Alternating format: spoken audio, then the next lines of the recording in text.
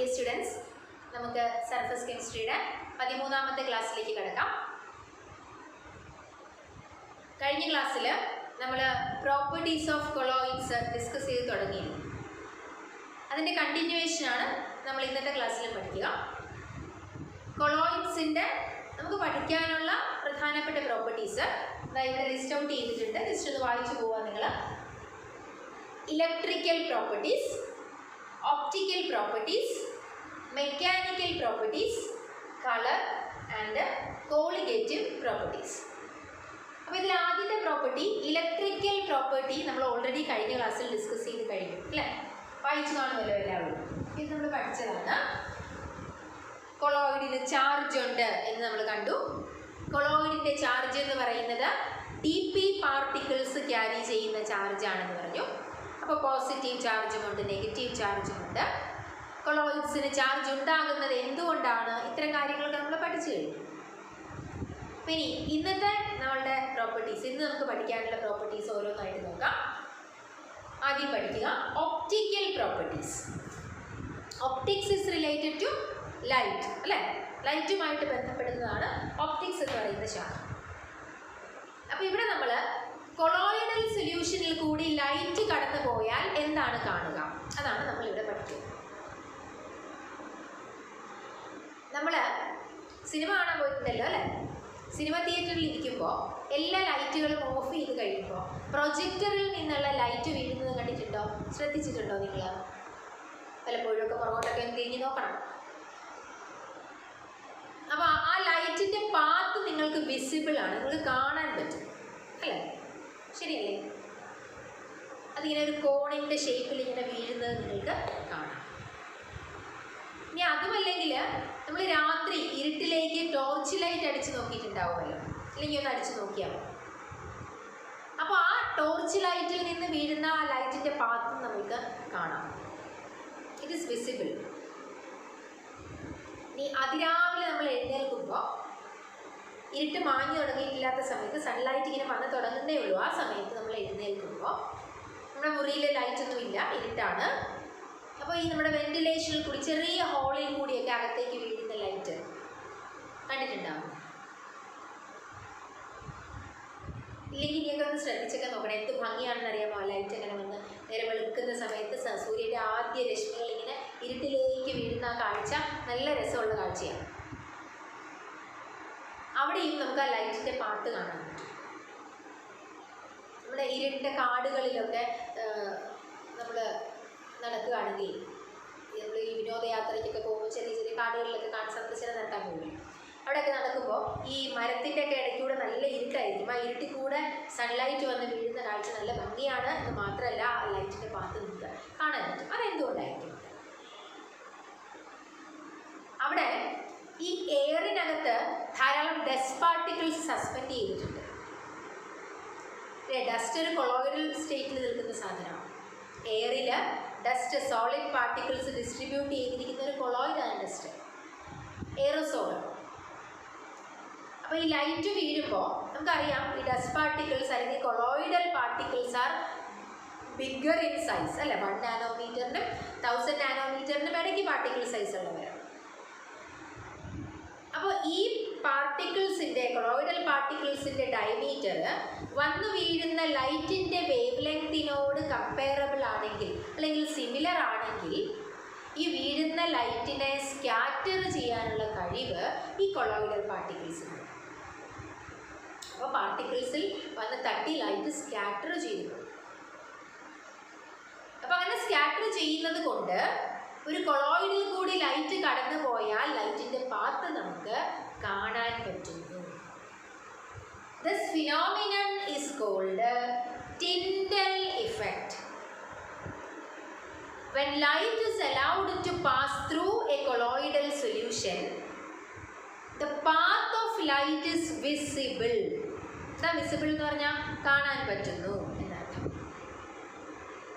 ആ ഫിനോമിനൻ അഥവാ പ്രോപ്പർട്ടിയെ വിളിക്കുന്ന പേരാണ് ടിൻഡൽ ഇഫക്റ്റ്. ഫോർ എക്സാമ്പിൾ, എന്താ ഇവിടെ ഒരു കൊളോയിഡൽ സൊല്യൂഷൻ എടുത്ത് വെച്ചിട്ടുണ്ട്, കാണാമല്ലോ അല്ലേ? ഇത് സോപ്പ് സൊല്യൂഷനാണ്. ഈ സോപ്പ് സൊല്യൂഷനിൽ കൂടി ഞാൻ ലൈറ്റ് കടത്തി വിടുകയാണ്. നോക്കുക, നിങ്ങൾ കാണാമല്ലോ അല്ലേ? അപ്പോൾ ഈ സൊല്യൂഷനിൽ കൂടി ലൈറ്റ് കടത്തി വിടുമ്പോൾ ഈ സൊല്യൂഷൻ്റെ അകത്ത്, കൊളോയിഡൽ സൊല്യൂഷനാണ്, ഇതിൻ്റെ അകത്ത് ആ ലൈറ്റ് സഞ്ചരിക്കുന്ന പാത്ത് നിങ്ങൾക്ക് വിസിബിൾ അല്ലേ? കാണുന്നില്ലേ നിങ്ങൾ? ഉണ്ട് അല്ലേ? അപ്പോൾ കൊളോയിഡൽ സൊല്യൂഷനിൽ കൂടി ലൈറ്റ് കടത്തി വിടുമ്പോൾ ലൈറ്റിൻ്റെ പാത്ത് നമുക്ക് സൊല്യൂഷനകത്ത് വിസിബിൾ ആണ്. ശരിയല്ലേ? ആ ഇഫക്റ്റിനെ വിളിക്കുന്ന പേരാണ് Tyndall effect. Another colloidal solution. കഞ്ഞിവെള്ളം സ്റ്റാർച്ച് സൊല്യൂഷനാണ്.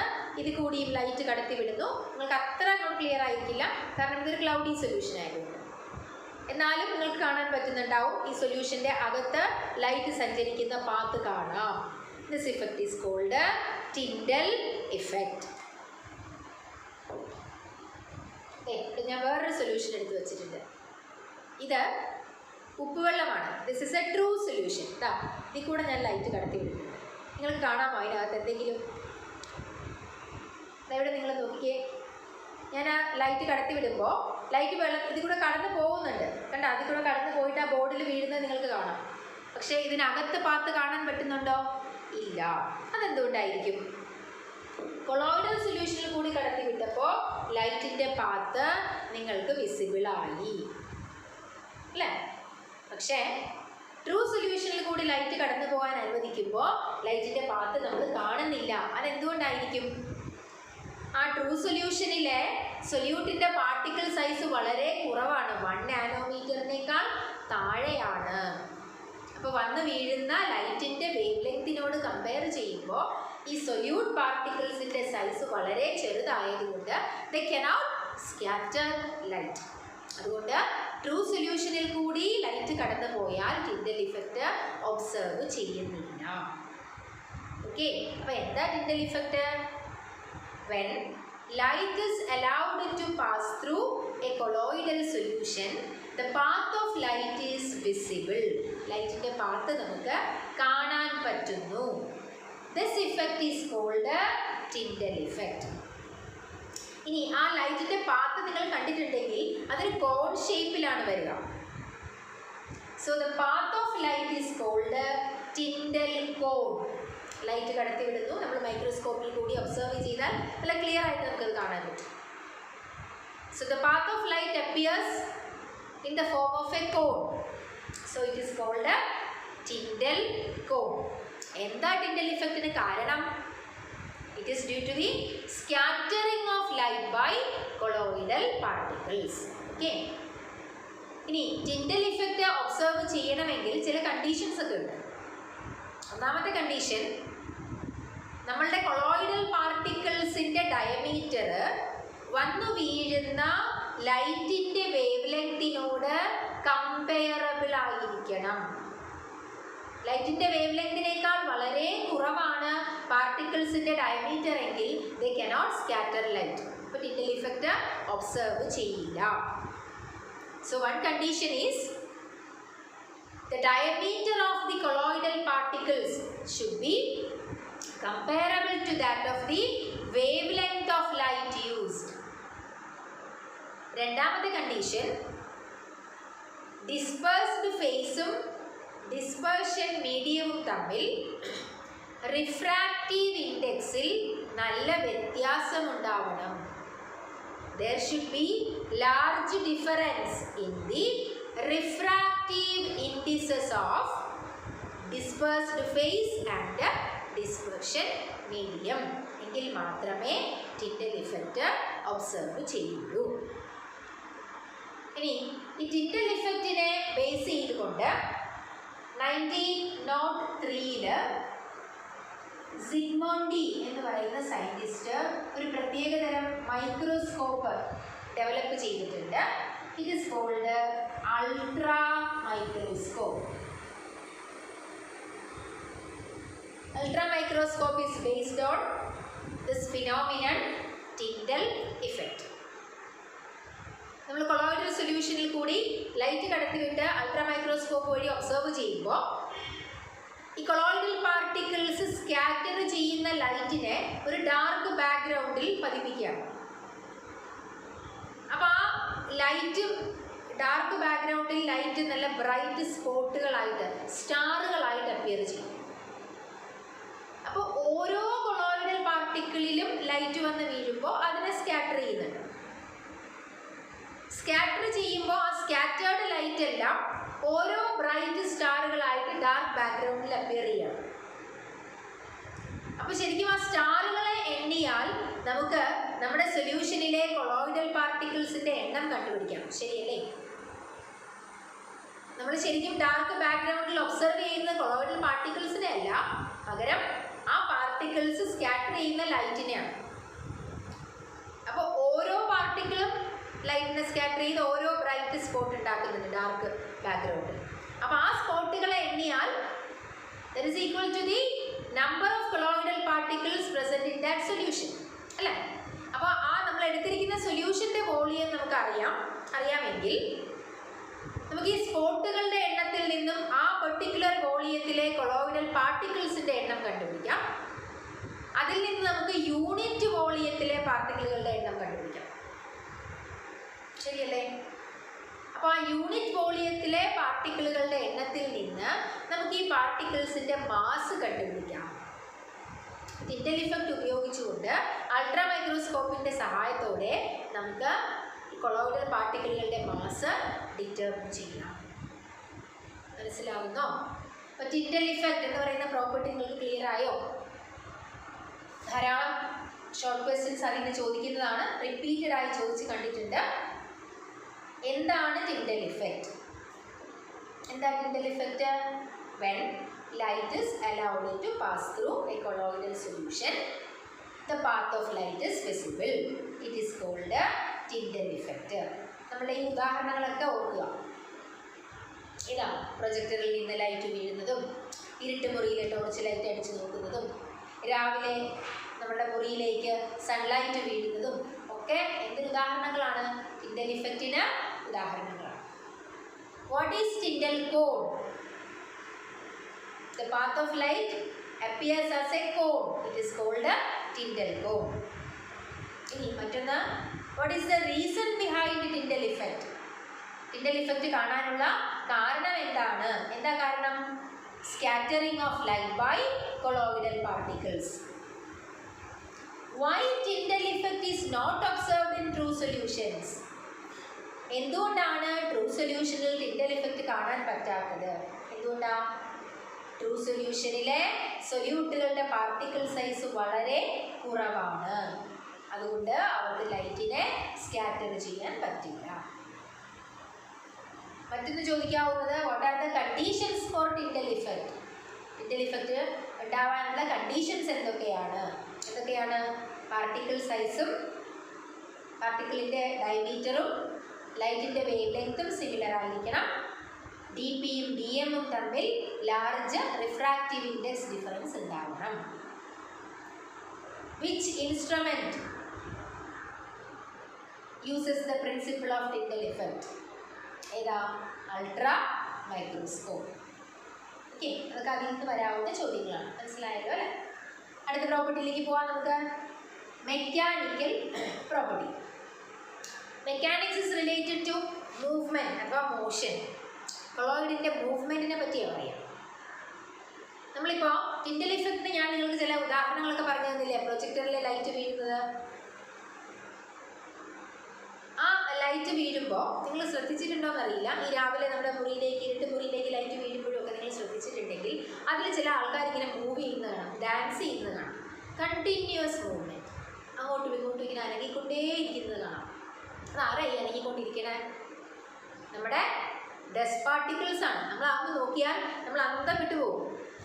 നമുക്ക് ചുറ്റുമുള്ള എയറിൽ ഇത്രയേറെ ഡസ്റ്റ് പാർട്ടിക്കിൾസ് ഉണ്ടോ എന്ന് നമ്മൾ ചിന്തിച്ചു പോകും. അതൊക്കെ ആരാ എടുക്കണേ? നമ്മളാണ് എടുത്തുകൊണ്ടിരിക്കണം അല്ലേ? നമ്മൾ ഇൻഹേൽ ചെയ്യുമ്പോഴൊക്കെ അവർ നമ്മുടെ അകത്തേക്ക് വരുന്നുണ്ട് അല്ലേ? നമ്മൾ ആ ടിൻഡൽ ഇഫക്റ്റ് ഒബ്സർവ് ചെയ്യുമ്പോഴാണ് നമുക്ക് ചുറ്റുമുള്ള എയറിൽ ഇത്രയേറെ പാർട്ടിക്കിൾസ് ഒളിച്ചിരിക്കുന്നുണ്ടോ എന്ന് നമുക്ക് മനസ്സിലാവുക. അപ്പോൾ ആ ഡസ്റ്റ് പാർട്ടിക്കിൾസ് ആണ് ഈ കിടന്ന് മൂവ് ചെയ്തുകൊണ്ടിരിക്കുക. അതൊരു കൃത്യമായ വഴിയിൽ കൂടെ ഒന്നുമല്ല. അവർക്ക് ഇഷ്ടമുള്ള സ്ഥലത്തേക്ക് ഇഷ്ടമുള്ള രീതിയിൽ ഇഷ്ടമുള്ള വേഗത്തിലാണ് മൂവ് ചെയ്യുക. അപ്പോൾ അതൊരു റാൻഡം മോഷനാണ്, അല്ലെങ്കിൽ നമുക്കതിനെ സിഗ്സാഗ് മോഷൻ എന്ന് പറയും. ഒടിഞ്ഞൊടിഞ്ഞ് ഏത് ഡയറക്ഷനിലേക്ക് വേണമെങ്കിലുമുള്ള കൃത്യമായ ഒരു പാത്ത് ഫോളോ ചെയ്യാത്ത മൂവ്മെൻ്റ് ആണ് സിഗ്സാഗ് മൂവ്മെൻറ്റ് അല്ലെങ്കിൽ റാൻഡം മോഷൻ. അപ്പോൾ ഇവിടെ എയറിലെ ഡസ്റ്റ് പാർട്ടിക്കിൾസിൻ്റെ മൂവ്മെൻറ്റിനെ പറ്റിയാണ് നമ്മൾ ഈ പറഞ്ഞുകൊണ്ടിരിക്കുന്നത്. അതൊരു കൊളോയിഡ് അല്ലേ? എയർ അവിടെ ഒരു കൊളോയിഡാണ് അല്ലേ? ഡസ്റ്റ് പാർട്ടിക്കിൾസ്, ഡസ്റ്റ് ഒരു കൊളോയിഡാണ്. അപ്പോൾ അതിലെ ഡി പി പാർട്ടിക്കിൾസ് എന്ന് പറയുന്നത് ഡസ്റ്റ് പാർട്ടിക്കിൾസ് ആണ്. ഡിസ്പേർഷൻ മീഡിയം എന്ന് പറയുന്നത് എയർ ആണ് അല്ലേ? അപ്പോൾ ആ D P particles R continuously moving in all possible directions. This continuous zigzag motion of colloidal particles is called Brownian movement. എന്താ വിളിക്കുക? Brownian movement. എന്തായി ബ്രൗണിയൻ മൂവ്മെൻറ്റ്? ഈ ഡസ്റ്റ് പാർട്ടിക്കിൾസിൻ്റെ മൂവ്മെൻറ്റ് ഓർത്താൽ മതി. It is the continuous zigzag motion of ആരാ? Colloidal particles is called Brownian movement. ആ പേര് വരാനുള്ള കാരണം ഇതാദ്യമായിട്ട് കണ്ടെത്തിയത് റോബർട്ട് ബ്രൗൺ എന്ന് പറയുന്ന ബൊട്ടാണിസ്റ്റ് ആണ്.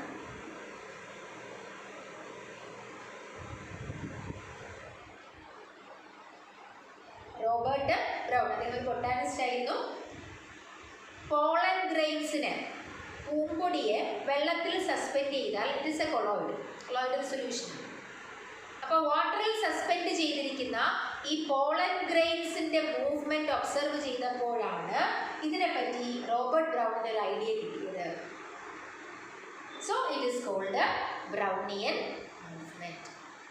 ഡി പി പാർട്ടിക്കിൾസിൻ്റെ അൺകൺട്രോൾഡ് മൂവ്മെൻറ്റിനെയാണ് നമ്മൾ എന്ത് വിളിക്കുക? ബ്രൗണിയൻ മൂവ്മെൻറ്റ് എന്ന് വിളിക്കുക. ഇനി അതെന്തുകൊണ്ടായിരിക്കും അങ്ങനെ സംഭവിക്കുക? Why they are always moving? അതിന് കാരണം നമ്മുടെ ഡി പി പാർട്ടിക്കിൾസ് ഡിസ്പേർഷൻ മീഡിയവുമായിട്ട് കോണ്ടാക്റ്റിലാണ്.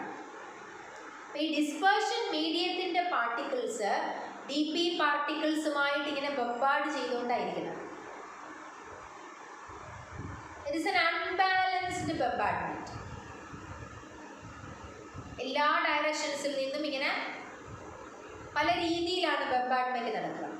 ഇപ്പോൾ ഇതൊരു ഡി പി പാർട്ടിക്കിളാണെന്ന് വിചാരിക്കാം. ഈ ഡി പി പാർട്ടിക്കിളിനെ ഡിസ്പേർഷൻ മീഡിയത്തിലെ പാർട്ടിക്കിൾസ് ഇങ്ങനെ ബൊമ്പാർഡ് ചെയ്യും. ഈ ഡയറക്ഷൻസിൽ നിന്നൊക്കെ ഇങ്ങനെ ബൊമ്പാർഡ് ചെയ്യും.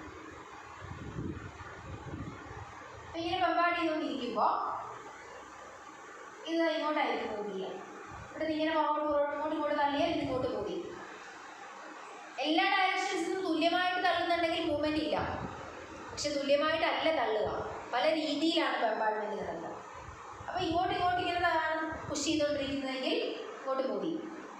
അപ്പോൾ ഇപ്പുറത്തെ സൈഡിൽ കൂടുതൽ പേര് ഇങ്ങോട്ട് പുഷ് ചെയ്താൽ ഈ ഫോഴ്സിനെ ഓവർകം ചെയ്ത് ഇവിടെ നിന്ന് ഇങ്ങോട്ടുള്ള ഫോഴ്സ് വരുമ്പോൾ ഇത് ഇങ്ങോട്ട് പോയി. പിന്നെ ഇങ്ങോട്ട് ഫോഴ്സ് കൂടുതലാൽ ഇത് ഇങ്ങോട്ട് പോയി. അപ്പോൾ ഏത് ഡയറക്ഷനിലേക്ക് വേണമെങ്കിലും അതിനെ മൂവ് ചെയ്യാം. It is due to the unbalanced bombardment എന്ന് പറയും. എല്ലാ വശത്തു നിന്നും തുല്യമായിട്ടാണ് ഫോഴ്സ് പ്രയോഗിക്കുന്നതെങ്കിൽ നെറ്റ് ഫോഴ്സ് 0ആണ്. പാർട്ടിക്കിൾ അവിടെ തന്നെ നിൽക്കും. പക്ഷേ ഡി പി പാർട്ടിക്കിൾസിന്മേൽ ഡി എമ്മിൻ്റെ പാർട്ടിക്കിൾസ് പ്രയോഗിക്കുന്ന ഫോഴ്സ് അൺബാലൻസ്ഡ് ആണ്. അപ്പോൾ ഏത് വശത്തു നിന്നാണോ കൂടുതൽ തള്ളു വരിക അതനുസരിച്ച് ആ പാർട്ടിക്കിൾ അങ്ങോട്ട് മൂവ് ചെയ്യും.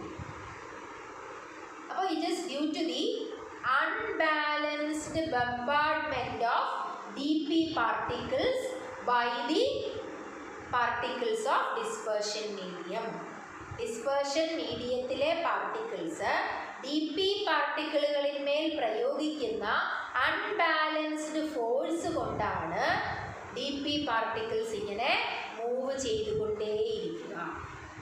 ക്ലിയർ ആകുന്നോ? ആ മൂവ്മെൻറ്റിനെ വിളിക്കുന്ന പേരാണ് Brownian movement. Brownian movement is due to the unbalanced bombardment. ആ വാക്കിന് ഇമ്പോർട്ടൻസ് ഉണ്ട്. അൺബാലൻസ്ഡ്. ബാലൻസ്ഡ് ആയിരുന്നെങ്കിൽ മൂവ്മെൻറ്റ് ഉണ്ടാവില്ലായിരുന്നു. അപ്പോൾ it is due to the unbalanced bombardment of D P particles by the particles of dispersion medium. Brownian മൂവ്മെൻറ്റിന് കൊളോയിഡിൻ്റെ സ്റ്റെബിലിറ്റിയുമായിട്ട് ബന്ധമുണ്ട്. ഈ Brownian movement it is against the force of gravity. Gravitational ഫോഴ്സിന് against ആയിട്ടാണ് ബ്രൗണിയൻ മൂവ്മെന്റ് നിൽക്കുക. അതുകൊണ്ടാണ് colloidal സൊല്യൂഷനിലെ പാർട്ടിക്കിൾസ് ഗ്രാവിറ്റേഷണൽ ഫോഴ്സ് അനുസരിച്ച് സെറ്റിൽ ചെയ്യാതിരിക്കുക. കൊളോയിഡൽ പാർട്ടിക്കിൾസ് ഒരിക്കലും താഴെ സെറ്റിൽ ചെയ്യില്ല. നമ്മളിങ്ങനെ വെച്ചിരുന്നാൽ അത് സെറ്റിൽ ചെയ്യില്ല. കാരണം ദേ ആർ ഓൾവേസ് മൂവിങ്. അപ്പോൾ ഗ്രാവിറ്റേഷണൽ ഫോഴ്സിന് എഗെയിൻസ്റ്റ് ആയിട്ട് ഈ മൂവ്മെൻറ്റിൻ്റെ ഫോഴ്സ് പ്രയോഗിക്കപ്പെടുന്നത് കൊണ്ടാണ് സൊല്യൂഷൻ കൊളോയിഡൽ പാർട്ടിക്കിൾസ് ഒരിക്കലും സെറ്റിൽ ചെയ്യാതിരിക്കുക. സെറ്റിൽ ചെയ്ത് കഴിഞ്ഞാൽ അഗ്രഗേഷൻ നടന്നു. അപ്പോൾ പിന്നെ കൊളോയിഡ് ഉണ്ടോ? ഇല്ല, അതൊരു പ്രിസിപ്പിറ്റേറ്റ് ആയിട്ട് മാറി. ശരിയല്ലേ? അപ്പോൾ കൊളോയിഡിൻ്റെ സ്റ്റെബിലിറ്റിക്ക് ഒരു പ്രധാന കാരണം ബ്രൗണിയൻ മൂവ്മെൻ്റ് ആണ്. Because of this Brownian movement the colloidal particles are prevented from settling down. സെറ്റിൽ ചെയ്യാതെ അവരെ സംരക്ഷിക്കുന്ന ഒരു കാരണം ബ്രൗണിയൻ മൂവ്മെൻ്റ് ആണ്. രണ്ടാമത്തെ കാരണം നമ്മൾ നേരത്തെ പറഞ്ഞ ചാർജാണ്. നമ്മൾ ആദ്യമേ പറഞ്ഞിരുന്നു കൊളോയിഡിൻ്റെ സ്റ്റെബിലിറ്റിക്ക് ഒരു കാരണം ചാർജാണ്. Colloidal particle positively charge colloid ആണെന്ന് പറഞ്ഞതിൻ്റെ അർത്ഥം എന്താ? കൊളോയിഡൽ പാർട്ടിക്കിൾസിനൊക്കെ പോസിറ്റീവ് ചാർജാണ്. അപ്പോൾ സിമിലർ ചാർജുകളുള്ള പാർട്ടിക്കിൾസ് ആയതുകൊണ്ട് അവർ റിപ്പൽ ചെയ്യും. അഗ്രഗേറ്റ് ചെയ്യാതെ, പ്രിസിപ്പിറ്റേറ്റ് ചെയ്യാതെ അവർ അകന്നകന്ന് തന്നെ നിൽക്കും. അപ്പോൾ one reason is charge and the other reason is Brownian movement. Brownian movement ഉള്ളത് കൊണ്ട് പാർട്ടിക്കിൾസിന് സെറ്റിൽ ചെയ്യാൻ പറ്റുന്നില്ല. പിടികിട്ടിയോ? ഈ അവോഗാഡ്രോ നമ്പർ കാൽക്കുലേഷനിലൊക്കെ ബ്രൗണിയൻ മൂവ്മെൻറ്റ് പ്രധാന പങ്ക് വഹിച്ചിട്ടുണ്ട്. അതുകൂടാതെ നമ്മളുടെ മോഡേൺ സയൻസിന് ഒരുപാട് സഹായിച്ചിട്ടുള്ള ഒരു കണ്ടുപിടുത്തമാണ് ബ്രൗണിയൻ മൂവ്മെൻറ്റ് എന്ന് പറയുന്നത്. നമ്മുടെ ആറ്റങ്ങളുടെയും മോളിക്യൂൾസിൻ്റെയും ഒക്കെ എക്സിസ്റ്റൻസ് തന്നെ അതിൻ്റെ ഒരു എവിഡൻസ് ആയിട്ട് പറയുക ബ്രൗണിയൻ മൂവ്മെൻറ്റാണ്. അവർ നിലനിൽക്കുന്നു എന്നുള്ളതിൻ്റെ എവിഡൻസ്. അതുകൂടാതെ ഈ റോബർട്ട് ബ്രൗൺ ആണ് ബ്രൗണിയൻ മൂവ്മെൻറ്റ് എന്ന് പറയുന്ന കൺസെപ്റ്റ് എന്ന് പറയുന്ന ഐഡിയ കണ്ടെത്തിയതെങ്കിലും അത് ഒബ്സർവ് ചെയ്തതെങ്കിലും അതിൻ്റെ സഹായത്തോടെ ആൽബർട്ട് ഐൻസ്റ്റീൻ ബ്രൗണിയൻ മൂവ്മെൻറ്റ് എന്നൊരു പേപ്പർ തന്നെ പബ്ലിഷ് ചെയ്തിട്ടുണ്ട്. ആൽബർട്ട് ഐൻസ്റ്റീൻ്റെ വളരെ പ്രധാനപ്പെട്ട സ്റ്റാറ്റിസ്റ്റിക്കൽ തിയറിയിലൊക്കെ ഒരുപാട് ഇമ്പോർട്ടൻസ് ബ്രൗണിയൻ മൂവ്മെൻറ്റിന് കൊടുത്തിട്ടുണ്ട്. അപ്പോൾ അത് മോഡേൺ സയൻസിൽ ഒരു പ്രാധാന്യമുള്ള ഒരു കണ്ടെത്തലാണ് ബ്രൗണിയൻ മൂവ്മെൻറ്റ്. അപ്പോൾ എന്താണെന്ന് പിടികിട്ടിയോ? It is the continuous zigzag motion of colloidal particles. എന്താണ് ഇതിൻ്റെ കാരണം? എന്താ ബ്രൗണിയൻ മൂവ്മെൻറ്റിൻ്റെ കാരണം? It is due to the unbalanced bombardment of dp particles by the particles of the dispersion medium. Okay, എന്താണ് ബ്രൗണിയൻ മൂവ്മെൻറ്റിൻ്റെ significance? It is one reason for the stability of a colloid. എങ്ങനെയാണ് Brownian movement കൊളോയിഡിനെ stable ആക്കി നിലനിർത്തുക? Movement ഉള്ളതുകൊണ്ട് this movement is against the force of gravity. അതുകൊണ്ട് Brownian movement does not allow the particles to settle under gravity. Settle ചെയ്യാൻ സമ്മതിക്കാതെ പിടിച്ചു നിർത്തുന്ന ഒരു കാരണം ബ്രൗണിയൻ മൂവ്മെൻ്റ് ആണ്. ഓക്കെ, ഇതും വളരെ ഇമ്പോർട്ടൻ്റ് ആണ്. സാധാരണ ചോദിച്ച് കാണാറുള്ള ഷോർട്ട് ക്വസ്റ്റ്യൻസിൽ വരുന്ന ഒന്നാണ് ബ്രൗണിയൻ മൂവ്മെൻറ്റ്. എന്താണ് ബ്രൗണിയൻ മൂവ്മെൻറ്റ്? എന്താണ് അതിന് കാരണം? ഇതൊക്കെ. ഓക്കെ,